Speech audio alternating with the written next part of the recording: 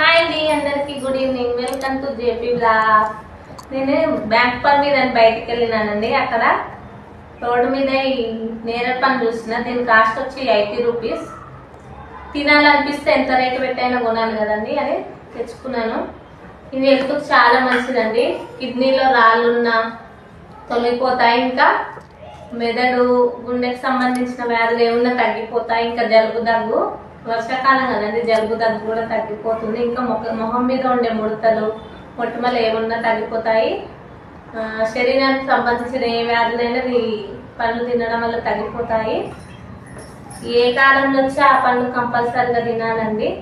ఎంతమంది ఈ సంవత్సరం నేరేడు పండు తిన్నారో కామెంట్ బాక్స్ లో కామెంట్ చేయండి.